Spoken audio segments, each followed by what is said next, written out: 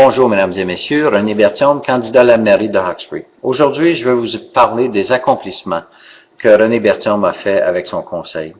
Alors, il n'était évidemment pas un secret que Hawkesbury a perdu beaucoup d'emplois dans les dernières 10-15 ans. C'était une des choses clés lors de la dernière campagne. Quand on parle, par exemple, de presque 800 emplois et plus dans les dernières 10-15 ans que l'on a perdu, comme plusieurs autres villes, on n'est pas les seuls qui ont vécu cette situation-là. Alors, il fallait qu'Hawkesbury se repense pour être capable de se rediriger pour un développement économique sain dans le futur. Et c'était un des mandats que je me suis donné. Donc, nous avons fait un plan stratégique qui nous a permis de regarder qui étions-nous, qui sommes-nous aujourd'hui, comment avons-nous utilisé notre terrain et comment voulons-nous l'utiliser dans le futur. Et ce plan-là s'appelle Horizon 2030. Il est sur le site web de la ville d'Hawkesbury et nous permettra un développement économique sain au niveau commercial, industriel, résidentiel et culturel.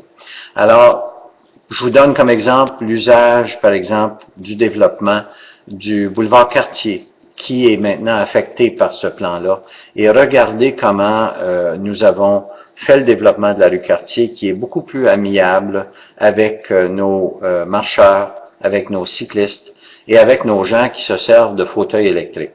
Alors, évidemment, les fauteuils électriques, ça devient une occasion presque journalière où on voit des gens voyager sur la rue principale, sur nos trottoirs, avec des fauteuils électriques. Et ça deviendra un mode de transport encore plus accentué dans le futur. Il faut qu'en tant que communauté, on devienne plus amical et plus sécuritaire pour ce genre de transport.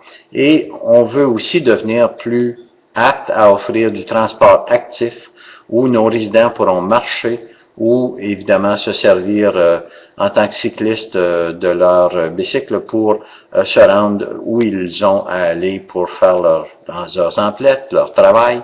Alors on va s'en aller vers ce genre de développement-là avec le plan stratégique. Deuxièmement, on a fait un plan culturel. Le plan culturel est nécessaire parce que chaque dollar investi en retourne 4 à l'économie, et c'est l'endroit où les politiciens ont tendance à vouloir couper dès que les choses sont difficiles au niveau économique. Deuxièmement, ça permet à la population et à nos jeunes de s'exprimer, d'exprimer leur culture, et on reconnaît maintenant que les communautés qui ont favorisé ça ont une santé communautaire beaucoup plus accrue, il fait mieux vivre dans ces communautés-là, ils sont plus épanouis. Alors, c'est nécessaire de faire ça, et on l'a fait en le mettant un règlement municipal qui doit être considéré par l'administration future. Et en dernier, un plan culturel comme ça nous permet d'avoir des octrois du gouvernement fédéral et provincial. C'est devenu maintenant une condition pour avoir ces octrois-là. Si on n'a pas de plan, on ne peut pas obtenir d'octroi. Alors ensuite, on a évidemment vendu un terrain sur la route 17 dès la première année, qui a créé un investissement de 18 à 20 millions par le groupe Hardin Management, qui nous a amené de nouveaux magasins, qui nous amène maintenant 20 à 25 000 personnes de plus par semaine comme acheteurs à Hawkesbury, qui est très bon, qui nous a redonné une notoriété commerciale, et il y a beaucoup plus de passants maintenant à Hawkesbury, ce qui fait qu'au niveau commercial, c'est devenu encore, on s'est redonné une vie, parce que Hawkesbury a toujours été un centre commercial et on a regagné cette notoriété encore une fois. Alors, évidemment, ça a créé de l'emploi et c'est nécessaire dans le futur d'augmenter le nombre de commerces et de résidents.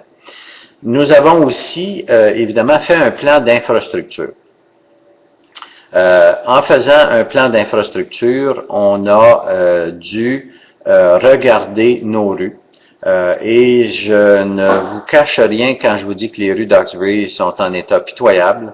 Ça fait plus de 20 ans que le gouvernement, le conseil municipal avait retiré 200 000 $. Quand je suis arrivé comme maire, j'ai fait la demande pourquoi nos rues sont en état aussi pitoyable. On m'a répondu que les conseils précédents avaient retiré 200 000 $ du budget pour la réparation des rues et ne l'avaient pas réinstauré. On avait réparé nos rues seulement quand on avait des octrois. Alors, moi, en tant que votre maire, j'ai réinstauré 300 000 $ dans le budget, ce qui a permis la réparation des rues. Et dans les dernières 4 ans, on a investi 10 millions de dollars dans la réparation de nos rues, dont 6 est provenu du gouvernement provincial et fédéral pour nous aider, évidemment, à financer ces choses-là. Le seul travail qui ne sera pas fait avant la fin de mon mandat, c'est la rue Lansdowne, qui va être réparée de Hamden à Champlain, et ce sera fait au printemps 2015, mais ça fait partie du 10 millions dont je vous explique d'investissement dans nos rues. Alors, ensuite de ça, bien évidemment, en dernier, on a négocié avec la police provinciale de l'Ontario pour un nouveau contrat. Madame Madeleine Meillard, ministre de la Sécurité publique, a été instrumentale à nous aider à obtenir cette réduction. Et je peux vous confirmer qu'à partir de 2015, nous économiserons 1 million de dollars dans 5 ans, ce qui veut dire qu'on commence avec 200 000, 400 000, 600 000 et ainsi de suite à chaque année, ce qui veut dire que dans 5 ans, on aura 1 million de moins en dépenses pour nos services policiers sans que l'on ait coupé les services. Alors, tout ça fait en sorte que les items que nous avons faits sont le plan stratégique, le plan culturel.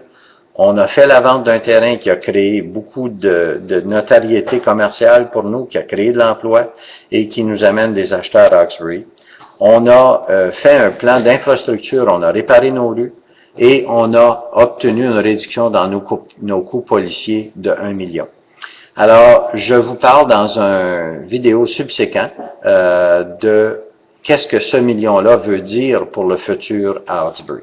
Merci, mesdames et messieurs. Bonne journée.